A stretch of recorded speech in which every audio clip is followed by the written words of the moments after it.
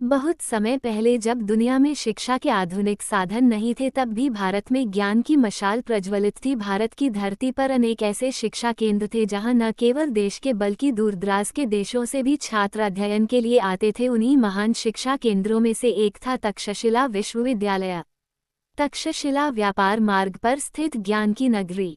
तक्षशिला एक प्रसिद्ध नगर था जो प्राचीन भारत के व्यापार मार्ग पर स्थित था। आज ये स्थान पाकिस्तान में स्थित है, लेकिन कभी यह भारत की वैभवशाली सांस्कृतिक और शैक्षिक धरोहर का प्रतीक था। तक्षशिला की स्थापना 6वीं शताब्दी ईसा पूर्व में हुई थी और धीरे धीरे ये ज्ञान का अद्भुत केंद्र बन गया। इस विश्वविद्यालय की प्रतिष्ठा इतनी अधिक थी कि यहाँ केवल भारत से ही नहीं बल्कि ग्रीस, चीन, पर्शिया, आज का ईरान और अन्य दूरस्थ देशों से विद्यार्थी शिक्षा प्राप्त करने आते थे।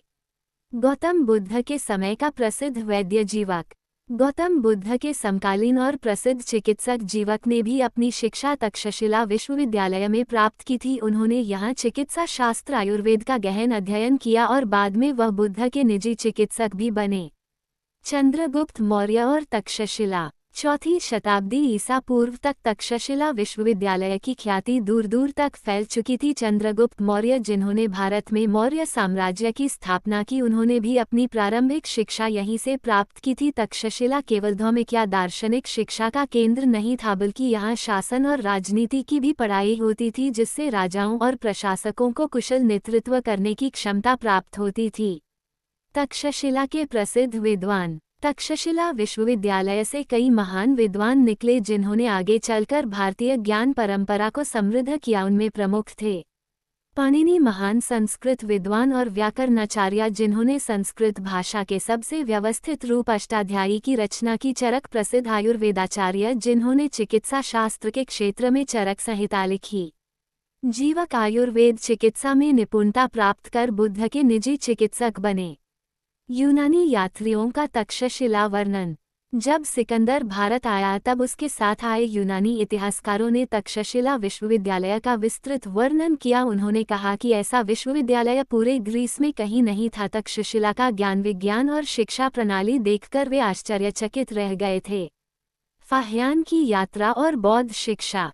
4वीं शताब्दी ईस्वी में प्रसिद्ध चीनी बौद्ध भिक्षु फाह्यान भारत आए। उन्होंने तक्षशिला की यात्रा की और यहाँ की शिक्षा प्रणाली तथा समृद्ध बौद्ध परंपरा का वर्णन किया। तक्षशिला में वेद, बौद्ध दर्शन, अर्थशास्त्र, न्यायशास्त्र और चिकित्सा विज्ञान जैसी अनेक विषयों की पढ़ाई। समय बीतने के साथ तक्षशिला पर कई विदेशी आक्रमण हुए। 5वीं शताब्दी में हुनों के आक्रमण ने इसे गंभीर क्षति पहुंचाई और धीरे धीरे यह महान शिक्षा केंद्र नष्ट हो गया, लेकिन इसकी महिमा और इसका योगदान कभी भुलाया नहीं जा सकता। निष्कर्ष। तक्षशिला केवल एक विश्वविद्यालय नहीं था, ये भारत के प्राचीन गौरव और शिक्षा की समृद्ध परंपरा का प्रतीक था। यह वह स्थान था जहां से भारतीय दर्शन, चिकित्सा, राजनीति, भाषा और विज्ञान का ज्ञान पूरी दुनिया में फैला। आज जब हम शिक्षा के महत्व को समझते हैं तो तक्षशिला की महान परंपरा हमें प्रेरणा देती है कि ज्ञान का प्रसार कभी रुकना नहीं चाहिए।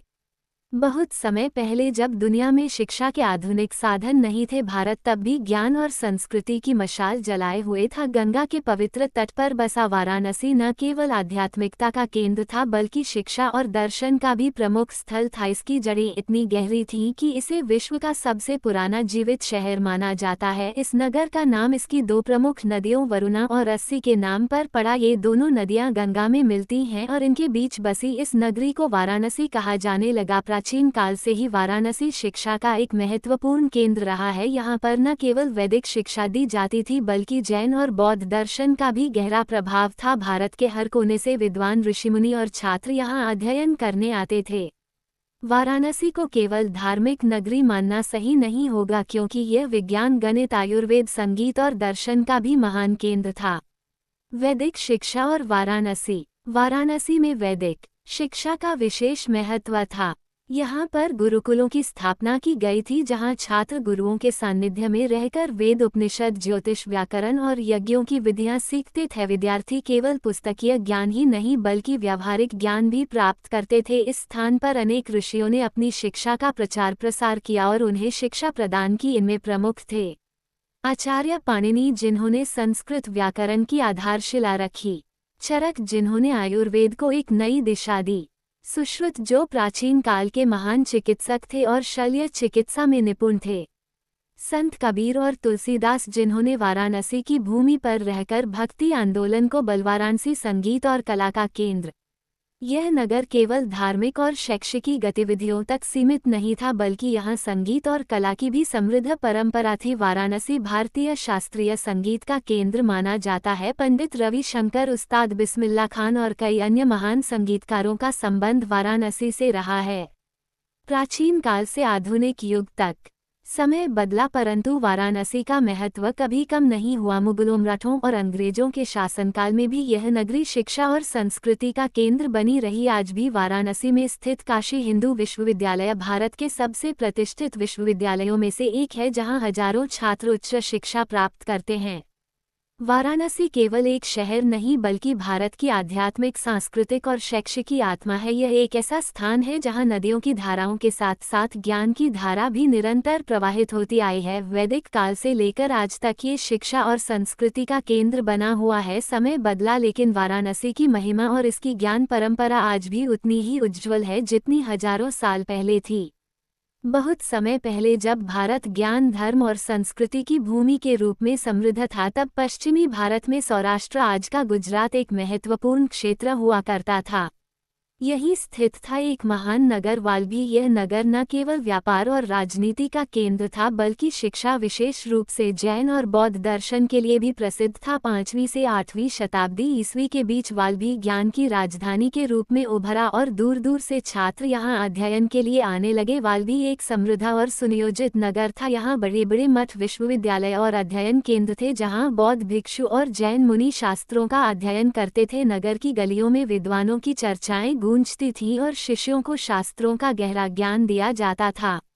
वाल्भी केवल शिक्षा के लिए ही नहीं बल्कि व्यापार और प्रशासन के लिए भी प्रसिद्ध था। यहाँ का राजवंश शिक्षा और कला को संरक्षण देता था, जिससे यह नगर दिन ब दिन समृद्ध होता चला गया।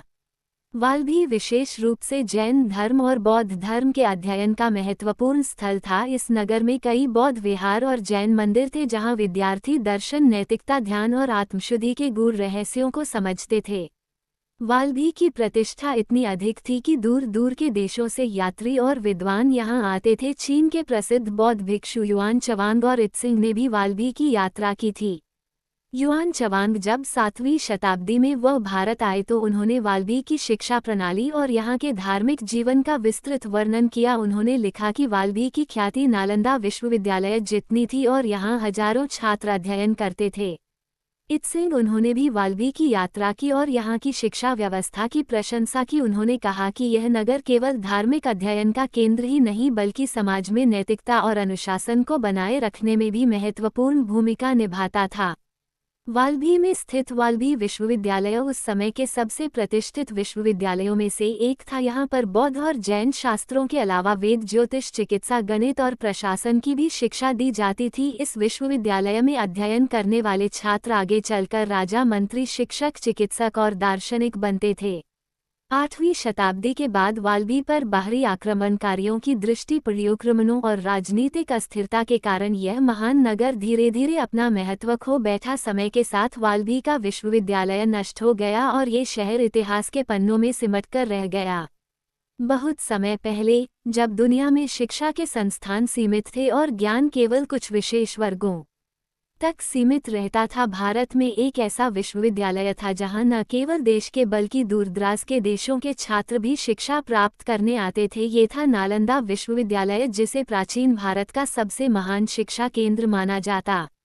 नालंदा विश्वविद्यालय के अवशेष आज बिहार के पटना के पास पाए जाते हैं, लेकिन एक समय था जब ये जगह विद्या, ज्ञान और तर्क वितर्क का सबसे बड़ा केंद्र थी।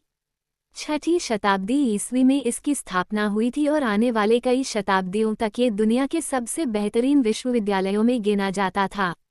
नालंदा को अपनी उन्नति के लिए कई महान शासकों का संरक्षण प्राप्त था। सम्राट हर्षवर्धन ने इस विश्वविद्यालय को उदारतापूर्वक दान दिया और इसकी समृद्धि को बनाए रखा। उनके योगदान से विश्वविद्यालय और अधिक विशाल बना और यहाँ पढ़ाई के लिए आने वाले छात्रों की संख्या भी बढ़ती गई। नालंदा विश्वविद्यालय में प्रवेश पाना आसान नहीं था। जो भी छात्र यहाँ पढ़ाई करना चाहता था उसे पहले विश्वविद्यालय के प्रवेश द्वार पर परीक्षा देनी पड़ती थी। केवल वही छात्र प्रवेश पा सकते थे जो इस कठिन परीक्षा को उत्तीर्ण कर पाते थे। ऐसा कहा जाता है कि केवल 3 में से एक छात्र ही इस परीक्षा में सफल हो पाता था। इसका कारण ये था कि नालंदा केवल ज्ञान अर्जन का स्थान नहीं था, बल्कि यह एक ऐसा स्थल था जहाँ तर्क, बुद्धिमत्ता और चिंतन को सर्वोच्च स्थान दिया जाता था। नालंदा विश्वविद्यालय में एक विशाल पुस्तकालय था जिसमें हजारों किताबें संग्रहित थीं। इस पुस्तकालय का नाम धर्मगंज था जो 3 भागों में विभाजित था। रत्नसागर जिसमें दुर्लभ ग्रंथों का संग्रह था। रत्नोदधि जहां विभिन्न विषयों की विस्तृत पुस्तकें थीं। रत्नरंजक जिसमें दर्शन, धर्म और विज्ञान से जुड़ी पुस्तकें रखी जाती थीं। ये पुस्तकालय इतना विशाल था कि कहा जाता है जब नालंदा पर आक्रमण हुआ और इसे जलाया गया तब ये 3 महीनों तक जलता रहा। नालंदा की ख्याति इतनी अधिक थी कि यहाँ केवल भारतीय छात्र ही नहीं बल्कि चीन, कोरिया, जापान, तिब्बत और श्रीलंका से भी विद्यार्थी अध्ययन करने आते थे। चीन के प्रसिद्ध बौद्ध भिक्षु युआन चवांग और इत्सिंग भी यहाँ अध्ययन करने आए थे।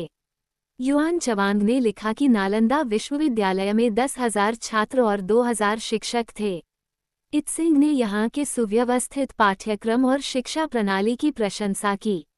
नालंदा विश्वविद्यालय केवल बौद्ध धर्म की शिक्षा तक सीमित नहीं था। यहाँ पर विभिन्न विषयों की पढ़ाई होती थी जैसे बौद्ध दर्शन और धर्मशास्त्र, संस्कृत व्याकरण, वेद और उपनिषद, तर्कशास्त्र, गणित और ज्योतिष, चिकित्सा विज्ञान, आयुर्वेद, योग और ध्यान। 12वीं शताब्दी में तुर्की आक्रमणकारी बख्तियार खिलजी ने नालंदा विश्वविद्यालय पर आक्रमण किया। उसने इस महान शिक्षा केंद्र को नष्ट कर दिया और इसकी अमूल्य पुस्तकालय को आग के हवाले कर दिया। कहा जाता है कि यहाँ रखी गई पुस्तकों ने लगातार 3 महीने तक जलकर भस्म होने तक धुआं दिया। इस हमले के बाद नालंदा धीरे धीरे खंडहर में बदल गया और भारत का यह महान ज्ञान केंद्र समाप्त हो गया। बहुत समय पहले जब भारत शिक्षा और ज्ञान की धरती के रूप में प्रसिद्ध था तब बिहार के भागलपुर के पास एक महान विश्वविद्यालय स्थापित किया गया, विक्रमशिला विश्वविद्यालय। यह विश्वविद्यालय न केवल भारत बल्कि पूरे एशिया में शिक्षा और बौद्ध दर्शन के लिए प्रसिद्ध था। इसकी स्थापना 8वीं शताब्दी ईस्वी में पाल वंश के महान शासक धर्मपाल ने की थी। धर्मपाल स्वयं एक विद्वान और धर्मपरायण राजा थे जो शिक्षा को समाज के उत्थान का सबसे बड़ा माध्यम मानते थे। उस समय भारत में नालंदा विश्वविद्यालय पहले से ही शिक्षा का एक प्रमुख केंद्र था, लेकिन धर्मपाल को लगा कि एक और ऐसे विश्वविद्यालय की आवश्यकता है जहां बौद्ध धर्म और तर्कशास्त्र को विशेष रूप से पढ़ाया जाए। इसी विचार के साथ उन्होंने गंगा नदी के किनारे विक्रमशिला विश्वविद्यालय की स्थापना की। विक्रमशिला विश्वविद्यालय का परिसर बहुत ही सुंदर और सुनियोजित था। इसे एक किले की तरह बनाया गया था ताकि इसे बाहरी आक्रमणों से बचाया जा सके। इसकी सबसे खास बात थी 6 बड़े विहार मठ जिनमें प्रत्येक का अपना अलग प्रवेश द्वार था। इन विहारों में सैकड़ों भिक्षु रहते थे और अध्ययन करते थे। विक्रमशिला में प्रवेश पाना आसान नहीं था। यहाँ आने वाले छात्रों को पहले एक कठिन परीक्षा देनी पड़ती थी। विद्वानों की एक समिति छात्रों की परीक्षा लेती और केवल योग्य छात्रों को ही यहाँ पढ़ने की अनुमति मिलती थी। यह प्रक्रिया इतनी कठिन थी कि केवल सर्वश्रेष्ठ छात्र ही इसमें सफल हो पाते थे। विक्रमशिला की ख्याति इतनी अधिक थी कि यहाँ तिब्बत, चीन, कोरिया और श्रीलंका से भी छात्र पढ़ने आते थे। ये केवल भारत का ही नहीं बल्कि पूरे एशिया का प्रमुख शिक्षा केंद्र बन चुका था। बहुत समय पहले जब दक्षिण भारत में पल्लव वंश का शासन था तब एक नगर शिक्षा और विद्या का प्रमुख केंद्र बन चुका था। कांची, आज का कांचीपुरम, तमिलनाडु, ये केवल मंदिरों और भव्य स्थापत्य कला के लिए ही नहीं बल्कि ज्ञान के प्रकाश से भी जगमगाता था। 6ठी शताब्दी ईस्वी में पल्लव शासकों ने कांची को शिक्षा और संस्कृति का केंद्र बनाया। यहाँ बड़े बड़े गुरुकुल और अध्ययन केंद्र थे जहाँ विद्यार्थी वेद, जैन और बौद्ध ग्रंथों का अध्ययन करते थे। कांची का वातावरण मंत्रोच्चार, ध्यान और बौद्धिक चर्चाओं से गूंजता रहता। कांची उस समय भारत के सबसे विद्वानों का गढ़ था। यहाँ अनेक महान शिक्षक और साधु निवास करते थे जो अपने ज्ञान से विद्यार्थियों को शिक्षित करते थे। यहाँ न केवल भारतीय छात्र आते थे बल्कि चीन और दक्षिण पूर्व एशिया से भी छात्र यहाँ अध्ययन करने आते। कांची की खासियत ये थी कि यहाँ 3 बड़े धार्मिक परंपराओं वेद, जैन धर्म और बौद्ध धर्म की पढ़ाई होती थी। ऐसा बहुत कम स्थानों पर देखने को मिलता था। वेदों का अध्ययन ब्राह्मण विद्वान वेदों, उपनिषदों और ज्योतिष का ज्ञान देते थे। जैन धर्म का प्रचार जैन साधु यहाँ अपनी शिक्षाओं का विस्तार करते थे और अहिंसा का संदेश देते थे। बौद्ध ग्रंथों का अध्ययन बौद्ध भिक्षु यहाँ ध्यान तर्कशास्त्र और महायान बौद्ध ग्रंथों की शिक्षा देते थे। पल्लव राजाओं के संरक्षण में कांची ज्ञान का एक महान केंद्र बन गया। यहाँ के मंदिर और विश्वविद्यालय केवल पूजा स्थलों तक सीमित नहीं थे बल्कि ये पाठशालाएं और शिक्षा केंद्र भी थे।